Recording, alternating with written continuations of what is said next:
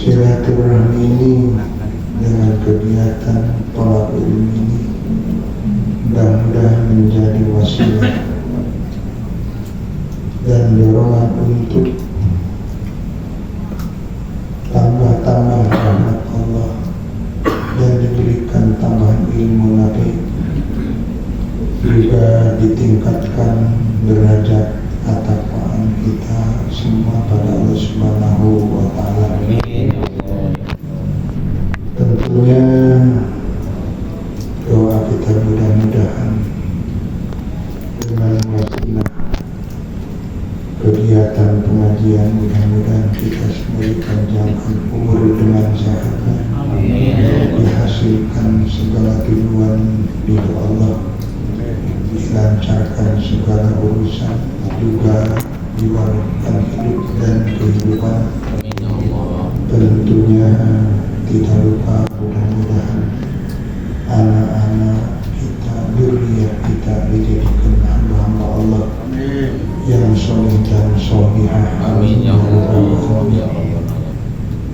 Rahmat dan salam disanjungkan kepada baginda Nabi Muhammad SAW dan pada sahabat dan keluarganya, tabi'in, para pengikut beliau, tabi'in, ulama mutaqaddimin, wal ulama ul mutaakhirin, ulama salaf, ulama khalaf.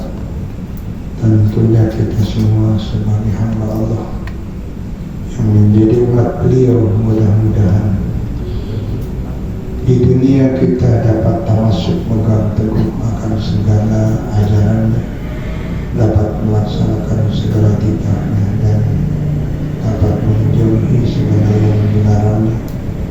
Di akhirat nanti mudah-mudahan kita semua terambil di makom mahmud di bawah ibarat bendera Muhammadi, termasuk hamba-hamba Allah Ta'ala padanya, juga diberikan syafaatul amin ya rabbal alamin. Bapak-bapak, para jemaah syariah yang saya hormati, di mukadimah pengajian ini kita mendoakan, atau mari kita mendoakan salah satu atau sebagian jemaah yang sedang melaksanakan ibadah umroh, Bapak Ustaz Karnadi beserta rombongan yang insya Allah dalam rencananya hari ini pindah dari Madinah menuju ke Makkah. Mudah-mudahan mereka diberikan kesehatan, dapat melaksanakan ibadah yang maksimal, diberikan derajat umroh yang sah, makbul dan mabrur. Al-Fatihah. A'udzubillahi minasyaitonirrajim. Bismillahirrahmanirrahim. Alhamdulillahirabbil alamin. Arrahmanir rahim. Maliki yaumiddin. Iyyaka na'budu wa iyyaka nasta'in. Ihdinas siratal mustaqim. Shiratal ladzina an'amta 'alaihim ghairil maghdubi 'alaihim waladdallin. Mari kita memohon berkat pada guru-guru kita melalui nadum atau syair yang biasa dikumandangkan di awal kegiatan pengajian. Bismillahirrahmanirrahim. Rabbi fanfa'na bi barakatihi wa dinal husna bi hurmatihi wa amishna fi tariqatihi wa mu'afatihi minal fitani. Rabbi fanfa'na bi barakatihi wa dinal husna bi hurmatihi wa amishna fi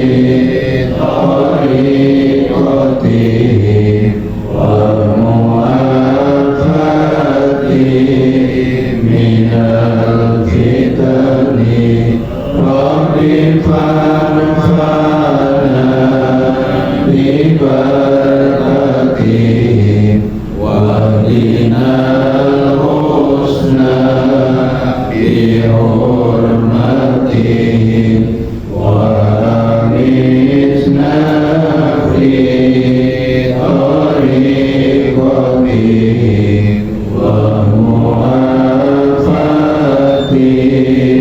minal fitani. Bapak yang saya hormati, alhamdulillah guru kita sekarang sedang melaksanakan ibadah umroh. Ibadah umroh ada yang mengatakan haji kecil. Haji kecil memang hanya beberapa kegiatan ibadah haji yang tidak dilaksanakan pada ibadah umroh.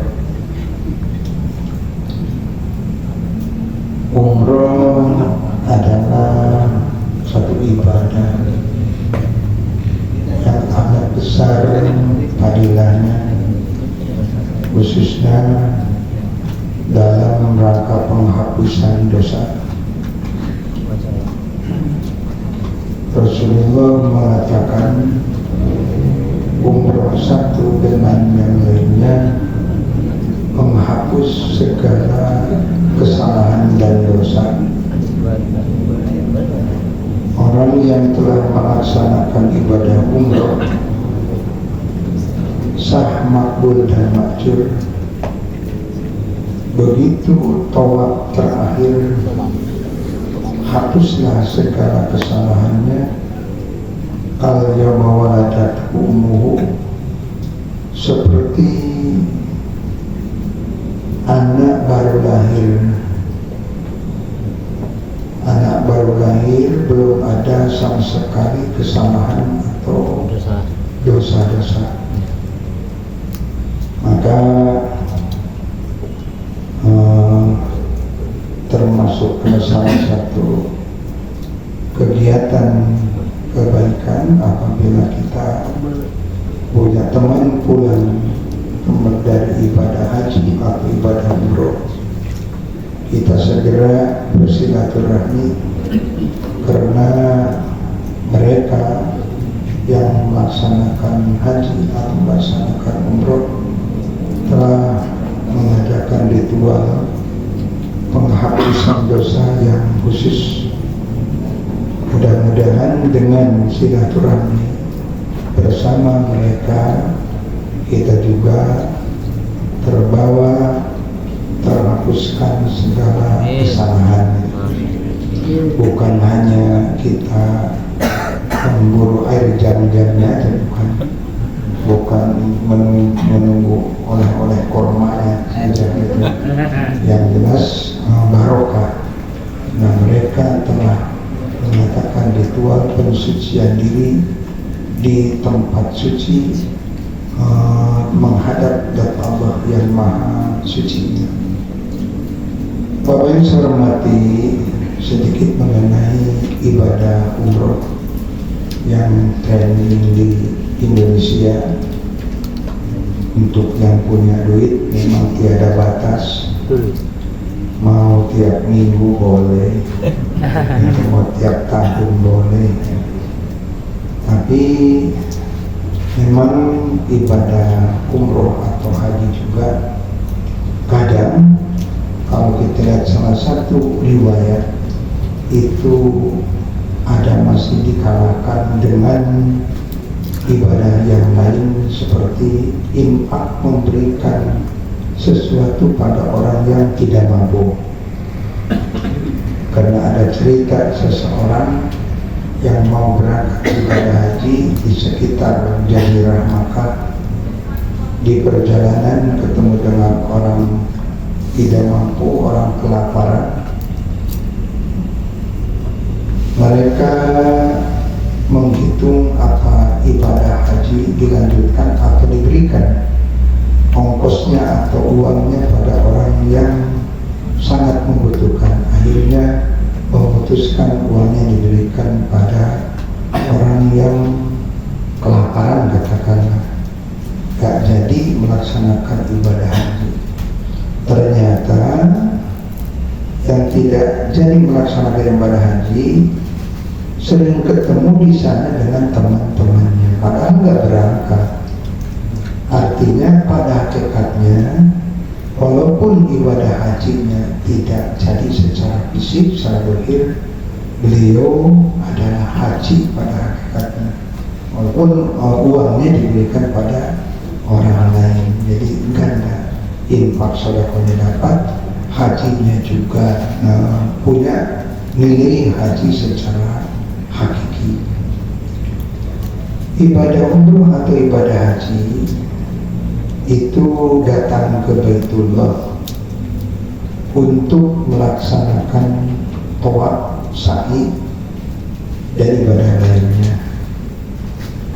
Datang ke Baitullah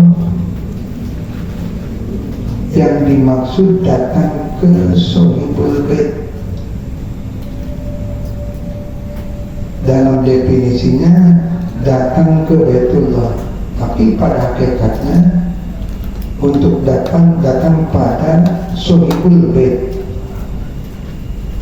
Karena logikanya kalau kita datang ke suatu rumah atau mendatangi seseorang, mau ketemu di rumahnya ternyata tidak ada di rumahnya, maka tujuan kita tidak akan berhasil karena rumahnya kosong. Bukan saya hormati, ini kita datang ke Baitullah untuk ketemu Sohibul Bait.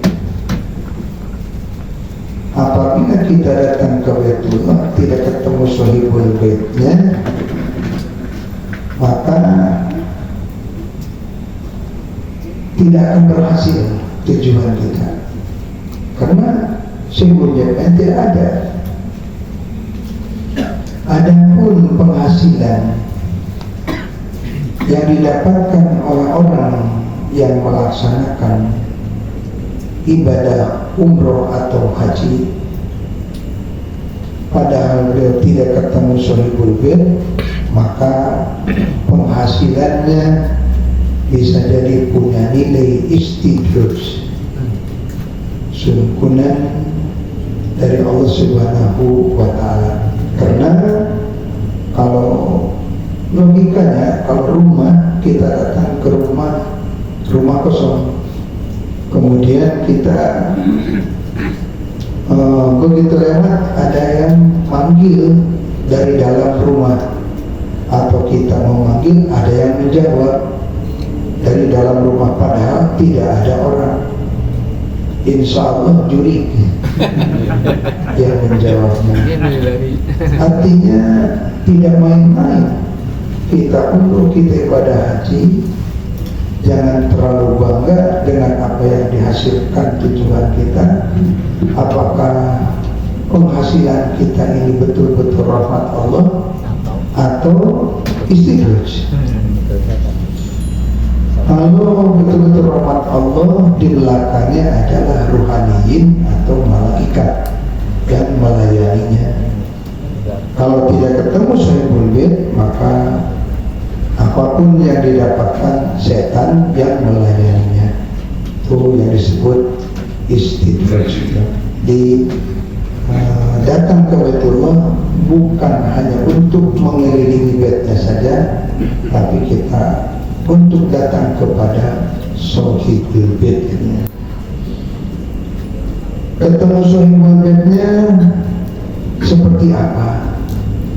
Tentunya kembali pada pribadi masing-masing. Kalau keberangkatan ibadah umroh dengan ibadah hajinya udah punya tingkatan ketauhidan, kajari'an, maka kita tawaf mengelilingi Baitullah itu melihat Allah yang penampakannya pada diri kita yang sedang melaksanakan tawaf. Itu juga termasuk ketemu Sohibul Bait. tapi baru ketemu dengan amalnya. Selebihnya dari itu, apabila tingkatan kemarifatan kita naik melihat sifat Allah, gerakan, kemampuan, kekuatan yang kita laksanakan dalam pelaksanaan tawaf mengelilingi Ka'bah adalah kudrat iradat Allah. Itu ketemu Sahihul Bait dengan sifatnya. Apabila anugerah Allah berpihak pada kita, dibuka sirri kita untuk melihat nur zat Allah atau melihat zat Allah, maka tawaf kita, ibadah tawaf kita itu ketemu Allah dengan zatnya. Adapun umpamanya belum dibuka sirri kita untuk melihat zat Allah Ta'ala, iktikadkan saja. Di sana ada kudrat Allah, di sana ada zat Allah, di sana ada iradat Allah, di sana ada zat Allah. Karena secara ilmiah kudrat dan iradat itu adalah sifat ma'ani yang 7: kudrat, iradat, ilmu, hayat, sama, basar, kalam. Sifat ma'ani. Sifat ma'ani khususnya kudrat dan iradat sifatun qodimatun, ada yang mengatakan mawjudatun, sifatun qodimatun qodimatun tidak dikala. Kudrat iradat itu adalah sifat yang qadim, yang tidak lepas, tidak pernah berpisah dengan zat Allah Subhanahu wa Ta'ala. Maka apabila belum dibuka sirri dengan melihat nur zat Allah Ta'ala, intikadkan saja. Di sana ada apa Allah, di sana ada kudrat iradat Allah, di sana ada kudrat Allah, di sana juga ada zat Allah Subhanahu wa Ta'ala. Adapun sebahagian rahasia daripada pelaksanaan ibadah tawaf, adanya tawaf 7 putaran, itu sebagian ulama memberikan makna 7 putaran itu adalah mengelilingi 7 hari. Mengelilingi 7 hari tidak lepas-lepasnya, tidak putus-putusnya. Sebelum kita melihat kita berputar mengelilingi Ka'bah, maka perlu kita sedikit memahami bahwa Ka'bah itu atau Hajar Aswad itu, Ka'bah itu ada yang mengatakan pusarnya dunia, ada yang mengatakan kalbunya dunia. Pada diri kita ini juga ada kalbu, ada kalbu pada diri kita ini, ada hati. Juga jismani kita ini ada yang mengatakan ibaratnya miniatur, ibaratnya miniatur dunia. Katakanlah diri kita ini dunia kecil. Di dunia ada gunung, di manusia juga ada gunung-gunungnya. Apalagi ibu-ibu punya gunungnya ada gede-gede. Di dunia ada aliran sungai, tubuh kita juga ada aliran darahnya. Ada danau, dalam diri kita juga ada tempatnya air kemih. Artinya diri kita ini katakan miniatur. Kalau dunia ada pepohonan, ada rumput-rumputnya, diri kita juga ada rumput-rumputnya. Biasanya kalau di dunia yang rumput-rumput atau pohonan yang subur yang di puncak gunung. Kita juga kalau yang belum digunduli idenya, maka di puncak kepala kita biasanya punya ada bulu-bulunya itu, ada kejadiannya. Dan biasanya juga yang tumbuh-tumbuh subur itu rumput-rumput di tempat-tempat yang teduh. Sama juga kita juga yang lengkop-lengkop di sana ada banyak bulu-bulunya karena miniatur dunia. Kalau kita mau melihat Indonesia, orang luar negeri kalau tur ke Indonesia untuk melihat Indonesia secara global, maka mereka datang ke Taman Mini. Indonesia ada monas-monasannya di Taman Mini. Indonesia ada banyak burung, maka di Taman Mini juga dikumpulkan rupa-rupa burung. Di Indonesia punya banyak suku dan juga punya banyak bentuk rumahnya.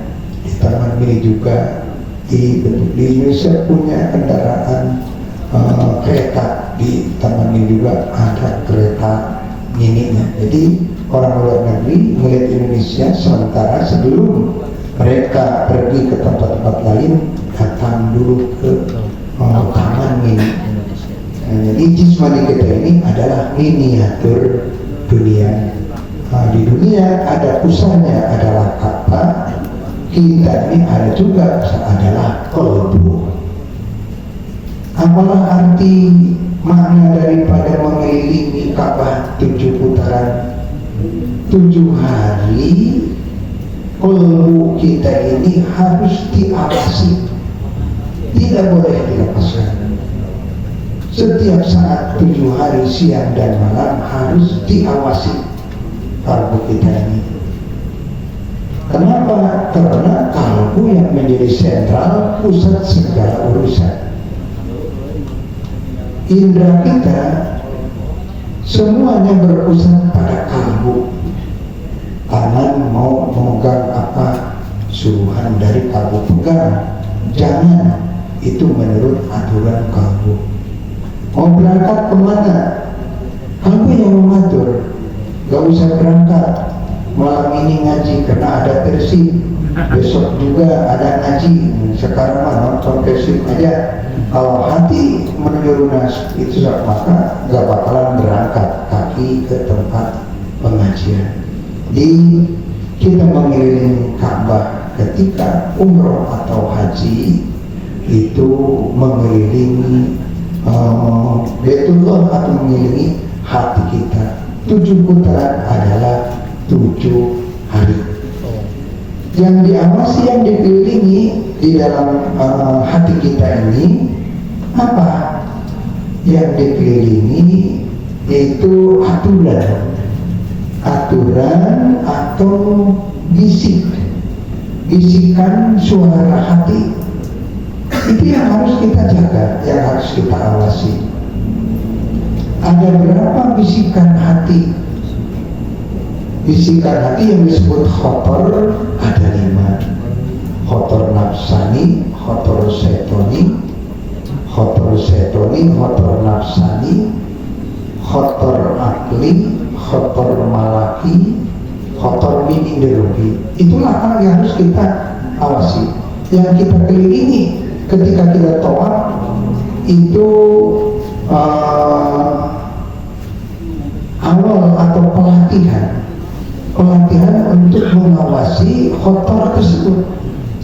7 hari 7 malam 7 putaran, yang diawasi adalah 5 khotor atau 5 bisikan. Itu tidak boleh lepas. Kalau lepas nanti kita bisa kecolongan. Tujuan kita baik, karena tidak ditolak, tidak dikelilingi, akhirnya tujuan baik kita bisa diselewengkan setan, bisa diselewengkan nafsu.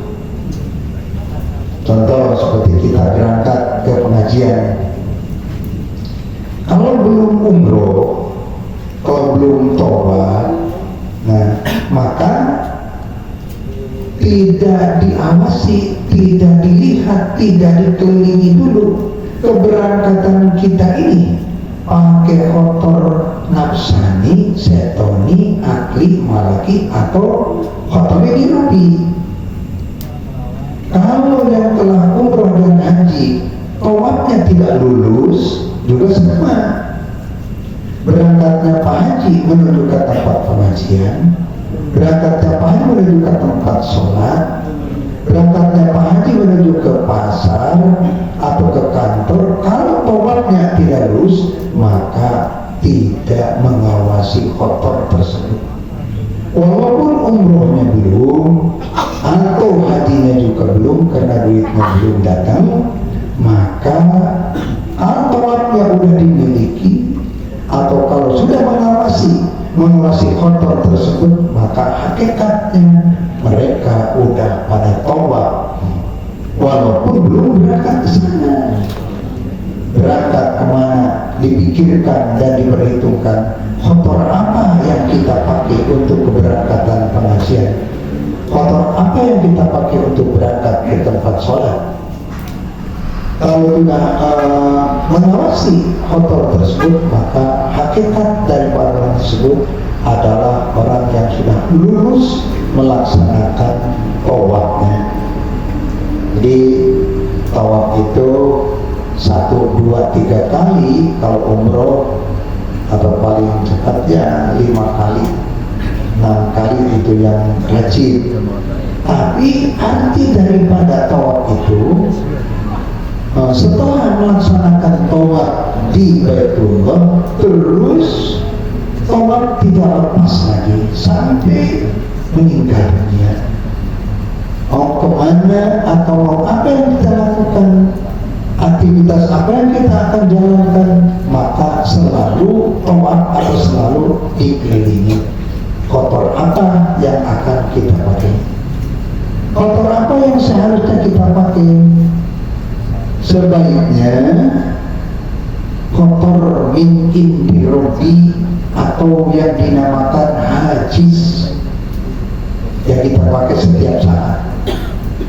Kotor nafsani, dia mengajak untuk mencari dunia, kok tidak berpikir untuk urusan akhirat, itu kotor setonik.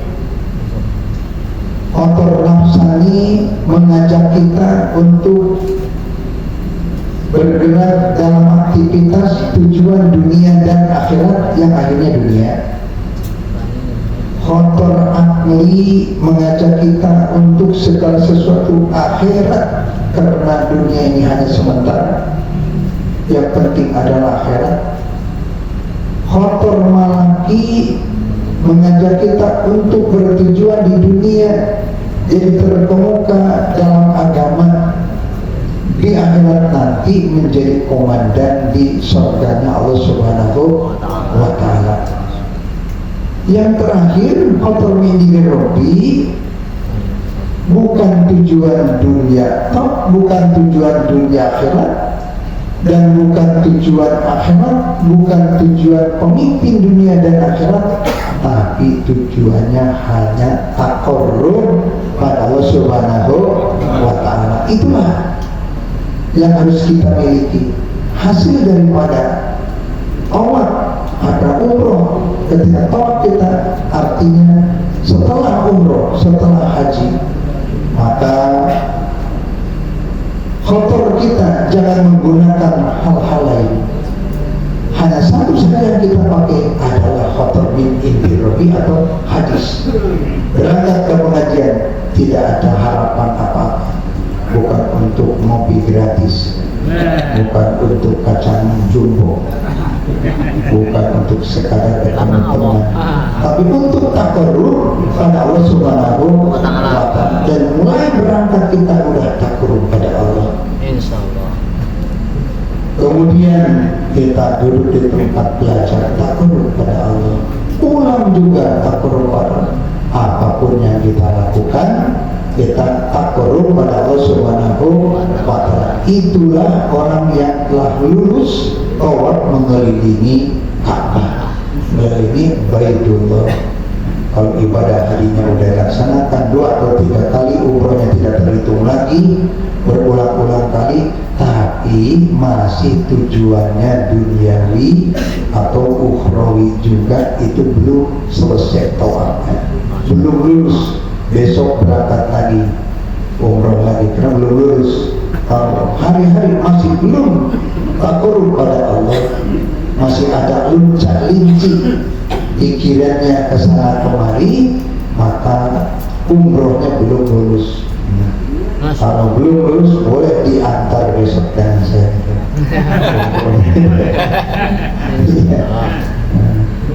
Itu hasil daripada tawaf. Walaupun keberangkatan tawafnya belum, hajinya belum, tentu udah bisa mengatur khotor tersebut, maka hakikatnya itu telah mengelilingi Ka'bah itu. Insya Allah hakikatnya itu Pak Haji itu nanti di sana di alam baka gitu, jadi Pak Haji walaupun belum melaksanakan haji atau melaksanakan umrah gitu. Jadi pelaksanaan ibadah umrah dan ibadah haji itu banyak sekali rahasia-rahasia keistimewaan yang didapatkan atau yang dijalankan pada ibadah umrah atau ibadah haji. Maka apabila umrohnya sah, makbul dan majur, kepulangannya bersih, tidak ada dosa sedikit pun. Tapi kalau umrohnya tidak makbul, tidak majur, pulangnya malah ribet, bawa ria, bawa ujub, bawa hutang ini untuk dikredit nanti setelah pulang. Kan ada dana talang itu, dana talang boleh punya 10 juta berangkat kita umroh, punya 20 juta boleh. Nah, nanti setelah pulang dicicil gitu. Jadi umroh kredit ini, atau haji kredit ini. Sudah umum itu. Sah atau tidak? Insya Allah kalau punya untuk bayarnya sah-sah saja. Seperti halnya penyembelihan hewan kurban. Sebetulnya untuk yang tidak mampu tidak usah memaksakan, tapi umpamanya dengan keinginan yang kuat ingin melaksanakan penyembelihan hewan kurban, kemudian uangnya belum ditagih, masih ada di luar, sekarang pinjam dulu, nanti bayar, insya Allah jadi sah-sah saja ibadah kurban. Begitu pula ibadah umroh atau ibadah haji.